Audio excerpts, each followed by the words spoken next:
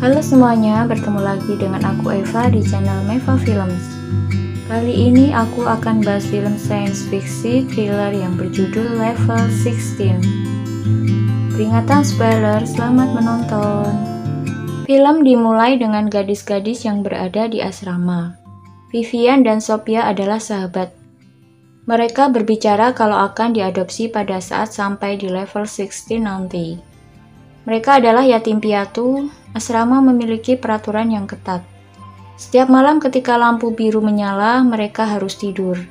Paginya mereka berbaris dan membersihkan wajah mereka dengan handuk dan toplesnya masing-masing. Mereka harus cuci muka di depan kamera. Sedikit saja kesalahan akan membuat mereka dihukum. Pada saat giliran Vivian, Sophia menjatuhkan toplesnya. Sophia yang memiliki penglihatan buruk tidak bisa menemukan toplesnya. Vivian lalu berlari dan membantu Sophia, tetapi Vivian jadi sedikit terlambat, sehingga penjaga membawa Vivian pergi. Sementara gadis-gadis lain ketakutan dan menghadap ke dinding. Gedung asrama itu tidak memiliki jendela, mereka diawasi dengan ketat. Mereka juga tidak pernah melihat dunia luar. Mereka di sana sejak bayi, sejak level 0. Ketika levelnya naik, maka ruangannya pun ganti dan ketika mencapai level 16 mereka akan diadopsi. Mereka diajari bersih-bersih, merawat diri, dan diajarkan disiplin. Tetapi mereka tidak diajarkan membaca dan menulis. Beberapa tahun kemudian Vivian dan Sophia bertemu lagi di level 16. Tapi Vivian membenci Sophia karena di level 10 dulu ia dihukum gara-gara Sophia. Di hari pertamanya di level 16 mereka memilih kasurnya sendiri. Mereka lalu minum vitamin dan makan. Lalu menjalani rutinitasnya. Hari itu Sophia ingin berbicara kepada Vivian. Tetapi Vivian meninggalkannya. Vivian masih marah kepada Sophia. Selanjutnya Miss Brixil memberikan baju kepada gadis-gadis itu. Ada nama mereka sendiri di masing-masing baju. Gadis-gadis itu lalu mencoba bajunya. Mereka senang. Besoknya Sophia mendekati Vivian lagi. Kali ini Sophia bilang agar Vivian tetap mengambil vitaminnya tetapi tidak meminum vitamin itu. Vivian masih bersikap sinis kepada Sophia tetapi dia tidak meminum vitaminnya. Malamnya semua gadis tertidur kecuali Vivian dan Sophia. Sophia lalu menjelaskan ke Vivian kalau yang diminumnya selama ini bukanlah vitamin tetapi obat tidur. Miss Brixil telah memberikan obat itu sejak level 1. Tiba-tiba mereka mendengar langkah kaki. Mereka berdua lalu pura-pura tidur. Miss Brixil dan dua orang penjaga datang. Mereka lalu membawa Vivian dan Olivia ke sebuah ruangan. Kemudian Miss Brixil datang bersama dua orang kaya. Mereka ingin membeli Olivia. Kemudian mereka pergi. Vivian yang mendengar itu sangat terkejut. Rupanya gadis-gadis itu akan dijual, bukan diadopsi. Kemudian penjaga membawa Vivian dan Olivia ke tempat tidurnya lagi. Sekarang Vivian sudah percaya kepada Sophia. Sophia menjelaskan bahwa ia tidak meminum vitaminnya sejak level 13. Setiap malam Sophia terbangun sementara yang lainnya tertidur. Ketika di level 16, Miss Brixil akan menunjukkan gadis-gadis ke klien mereka. Sophia juga menjelaskan ada jam-jam tertentu di mana penjaga akan meraba-raba dan melecehkan gadis-gadis ketika mereka tertidur. Kemudian Miss Brixil datang lagi. Kali ini mereka membawa Sophia dan seorang gadis lain. Setelah mereka pergi, Vivian keluar dari ruangan dan mencoba kabur. Tapi pintunya terkunci, jadi ia kembali ke ruangan lagi. Tidak lama penjaga membawa Sophia kembali. Besoknya gadis-gadis melakukan pemeriksaan rutin bulanan bersama Dr. Miro. Dr. Miro menyuntikkan semacam obat. Ia bilang itu adalah vaksin. Malam itu mereka menonton film jadul. Malam itu setelah semua gadis tertidur, Vivian dan Sophia merencanakan untuk kabur. Mereka membutuhkan kartu akses untuk membuka pintu. Jadi Sophia menyarankan agar mereka mencuri dari penjaga. Vivian tidak setuju karena itu terlalu berbahaya. Vivian berpikir kalau Dr. Miro bisa membantunya. Besoknya Vivian menemui Dr. Miro tanpa diundang. Pada hari itu seorang gadis mengalami kejang secara tiba-tiba. Sophia membantunya tapi seorang gadis lain menyarankan agar memanggil penjaga. Ia berpikir kalau penyebabnya adalah vaksin yang disuntikan kemarin. Di pertemuan selanjutnya, Vivian disuntikan vaksin oleh Dr. Miro. Kemudian Vivian merasakan pusing seharian, rambutnya berantakan. Lalu gadis lain bernama Ava melamporkan Vivian ke Miss Brixil. Miss Brixil lalu mengumpulkan para gadis dan menghukum Vivian karena tidak bersih. Lalu memasukkan Vivian ke penjara yang sempit. Brixil lalu kembali ke ruangannya. Ia menyiapkan 2 gelas minuman.